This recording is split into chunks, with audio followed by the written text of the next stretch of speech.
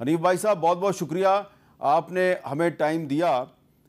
इससे पहले कि मैं आपको कोई सवाल करूं, मैं पहले चाहूँगा कि नाजरीन हैं वो देखें कि ख्वाजा आसिफ साहब और आपका जो मौक़िफ़ है कुछ मामलात पर, उसमें फ़र्क क्या है।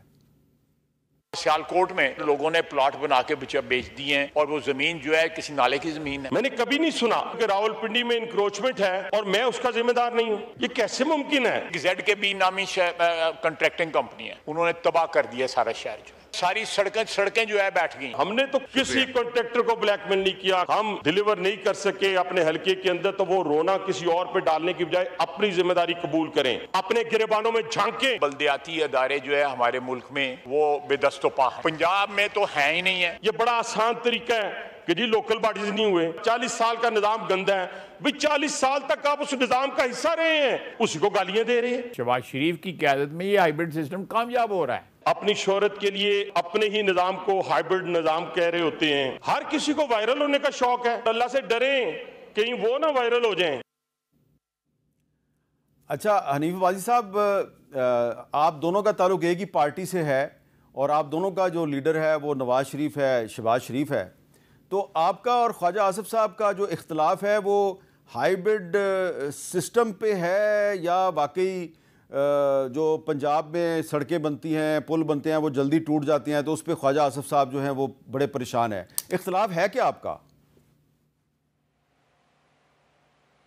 बिस्मिल्लाहिर्रहमानिर्रहीम। सबसे पहले मीर साहब मैं आपका शुक्रगुजार हूँ, और रात वाला जो वाक़या कोयटा में हुआ है, ब्लास्ट हुआ है, उस पर मैं अफसरदा भी हूँ और उनके लहायकीन के गम में बराबर का शरीक हूँ।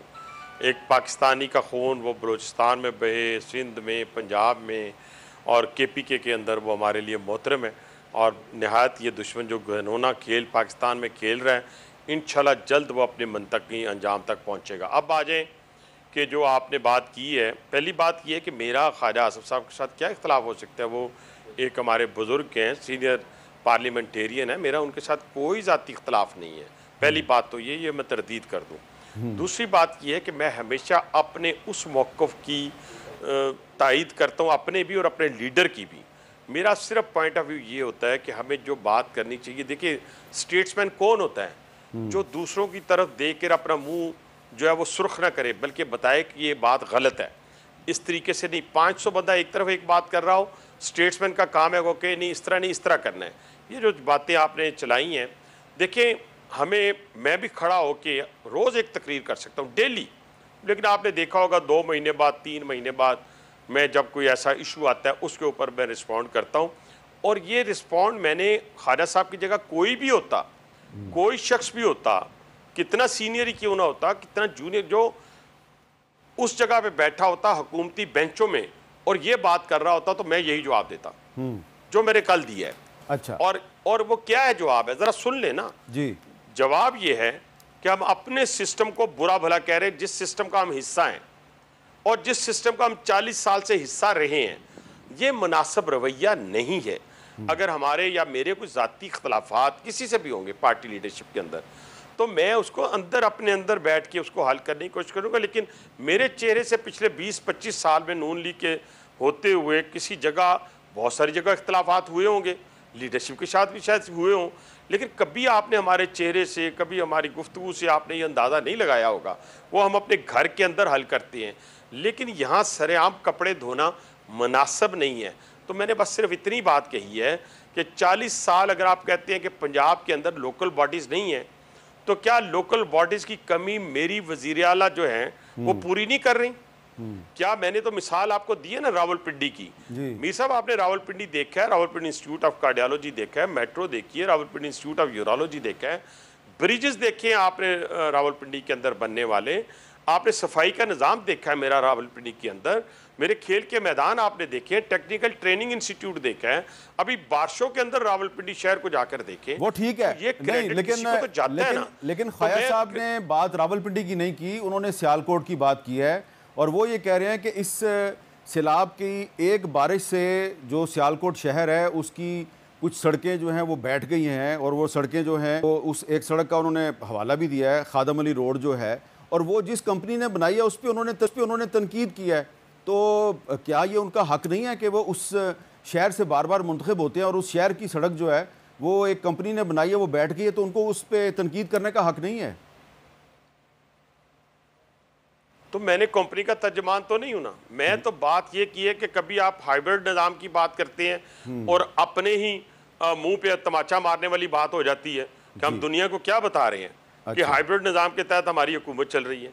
और हाइब्रिड निज़ाम क्या होता है मैं इस तशरीह में जाना ही नहीं चाहता, आपको भी पता है, पूरे इंटेलेक्चुअल्स को पता है। मैं तो ये कह रहा हूँ कि ड्यूरिंग वार जी आप एक जिम्मेदार आदमी थे, हिंदुस्तान और पाकिस्तान की वॉर के दौरान आपने कह दिया कि जनाब हम अपने गंदे कपड़े जो है यूरोप के और यूएसए के धोते रहे हैं। उसका मकसद आप समझते हैं ना क्या, कि यानी हम दहशतगर्दी को परवान चढ़ाते रहे हैं। यानी ऐसी गुफ्तगू जो है, अच्छा, जो उन्होंने जिम्मेदार जगह पे बैठ के बहुत सारे और इश्यूज, उन्होंने जो हाइब्रिड निज़ाम के बारे में बात की थी तो आपने उसका जवाब भी दिया था। तो मैंने भी आपका वो जो जवाब था हाइब्रिड निज़ाम के बारे में, वो मैंने ख्वाजा साहब को अपने प्रोग्राम में वो बुला के तो मैंने उनके सामने चलाया था, लेकिन उन्होंने उस पर कोई बात नहीं की। लेकिन ज़रा आप भी सुन लें कि आपने क्या कहा और फिर मैंने क्या सवाल किया था ख्वाजा साहब से। ख्वाजा आसिफ साहब बड़ी क्लियर है, वो कह रहे हैं हाइब्रिड निजाम चल रहा है। नहीं सर, मैं नहीं एग्री करता। आप कैसे कह सकते हैं हाइब्रिड निजाम? आप क्या हाइब्रिड आप बताएं, फिर उसका क्या मतलब सबको ला के फिर बिठाया गया है, तो जैसे अपोजिशन कहती है। जब मैंने सुना तो मुझे यकीन नहीं आया, जैसे फेक न्यूज नहीं होती, मैं समझे सर फेक न्यूज है। हमें खबर बनाने का शौक नहीं है, बट मैं भी किसी को खुश करने के लिए बहुत सारी बातें कर सकता हूँ। ख्वाजा आसिफ साहब को कोई मशवरा देंगे इस हवाले से? जो नहीं, मैं मशवरा इसलिए नहीं दे सकता कि उनकी उम्र का तकाजा है, वो मशावरत से आगे जा चुके। ये क्या चक्कर है ये? मैं कोई जवाब नहीं। चलिए ठीक है। अच्छा, अब मैंने ना ये ख्वाजा साहब को ये सुनवाया और उनसे कहा जी कि ये इसका क्या जवाब देंगे आप, तो उन्होंने उसके कहा, उस पर माजरत कर ली, उन्होंने कहा मैं इसका कोई जवाब नहीं देता। तो अब लेकिन आप अच्छी तरह जानते हैं कि उन्होंने कहा है कि पाकिस्तान में हाइब्रिड निज़ाम जो है वो कामयाबी से चल रहा है और शहबाज शरीफ साहब जो है वो उसको बहुत अच्छी तरह चला रहे हैं, तो वो तो इसको अपनी तरफ से पॉजिटिव सेंस में बयान कर रहे हैं। देखिए मेरी बात सुने, पहले बात यह है कि मेरी उनके साथ कोई लड़ाई नहीं बनती, मैं फिर बार बार कह रहा हूँ। दूसरी बात यह है कि मेरा अपना एक मौक़िफ़ है और वो मौक़िफ़ ये नहीं है कि मैं कोई हुकूमती तर्जमान की हैसियत से बात करता हूँ। मैं एक पॉलिटिकल वर्कर की हैसियत से और एक ज़िम्मेदार की हैसियत से जो पाकिस्तान मुस्लिम लीग नवाज़ से जिसका ताल्लुक़ है, वो ये कह रहा है कि हम एक जमहूरी निज़ाम के तहत इस हुकूमत को चला रहे हैं। और वज़ीर आज़म पाकिस्तान जो है, कभी उन्होंने इस चीज़ को क्या एडमिट किया, किसी जगह ये स्टेटमेंट दी? क्या हमारे तर्जमान ने, उनके तर्जमान ने किसी जगह उनके इंफॉर्मेशन मिनिस्टर ने ये स्टेटमेंट दी? नहीं दी। आप इंजॉय करें, किसको इंजॉय करें? आप मार्का हक को इंजॉय करें, आप उस चीज़ को इंजॉय करें कि जो इस वक्त एक पाकिस्तान ने अपने बहुत बड़े दुश्मन को शिकस्त दी है, आप उसको इंजॉय करें। और दूसरी तीसरी बात यह है कि अगर हम 40 साल के निज़ाम की बात करें जिसमें आप लोकल बॉडीज़ नहीं कराते, जिसमें करप्शन है, जिसमें इंक्रोचमेंट है, जिसमें वारिस सारी दूसरी तीसरी चौथी पांचवी चीज़ें हैं जो आप गिनवा देते हैं, तो भाईजान अब यही चीज़ें अगर मैं गिनवाना शुरू कर दूं तो पिछले 25-30 साल से तो मैं भी इस निज़ाम का हिस्सा हूँ। नहीं, लेकिन बाजी साहब आपकी 40 साल से भी निज़ाम का हिस्सा है, तो सारी बातें दुरुस्त हैं, लेकिन इसके बावजूद ये सारी बातें जो आप कर रहे हैं, ख्वाजा आसिफ साहब जो हैं उनको 14 अगस्त को निशान इम्तियाज़ दिया जाता है और वज़ीर आज़म साहब जो हैं वो उनसे मुतमिन है, उन्होंने अभी तक उनको कोई वज़ीर आज़म साहब ने उन पर कोई इतराज़ नहीं किया, उनको पूछा नहीं है। मुझे तो आप किसकी तर्जुमानी कर रहे हैं? मीर साहब जी हाँ ठीक है सर। पहली बात मीर साहब, आप मुझे जानते हैं पिछले 30 साल से जी, मैं आपको हल्फन कहता हूँ कि मैंने ज़िंदगी में आज तक किसी के कहने पे कोई स्पीच नहीं की जी, ठीक है जी, किसी के कहने पे नहीं की। मेरा एक पॉलिटिकल वर्कर की हैसियत से मैं बात करता हूँ, निशान इम्तियाज़ दें उनको, निशान जुर्रत दें, मुझे कोई इतराज़ नहीं है। मुझे कहा क्या इतराज़ है? मेरी बात को ज़रा समझने की कोशिश करें कि जितनी स्पीच मैंने की है, जितने इंटेलेक्चुअल्स को आप भेज दें, किसी पॉलिटिकल वर्कर को भेज दें, यकीन माने हर शख्स यही कहेगा कि आपने फैक्ट एंड फिगर के साथ बात की है। हमें अगर ये बातें करनी है, हमें अपोजिशन बेंचों में जाना चाहिए। अपोजिशन में बैठ के ये बातें बहुत अच्छी लगती हैं। यानी हुकूमत अगर दूध की नहरें भी बहा रही होगी ना, तो मैं अपोजिशन में बैठ के कहूँगा ये दूध जो है ना, ये पानी से मिला हुआ, खालिस दूध को कहूँगा ये पानी से मिला हुआ है। मैं कहूँगा जनाब हमने दुनिया फतह कर लिया, अपोजिशन में बैठ के आप कहें नहीं सर झूठ कह रहे हैं, तो फिर तो कोई किसी किस्म की जस्टिफिकेशन होती है। लेकिन जब आप हुकूमत में बैठे हैं भाईजान, बड़ी जिम्मेदारी का मुजाहरा करना पड़ता है। इस मुंह से निकली हुई एक एक बात काउंट होती है। ये बच्चों का खेल नहीं वो है। आप सही कह रहे हैं, आप सही कह रहे हैं।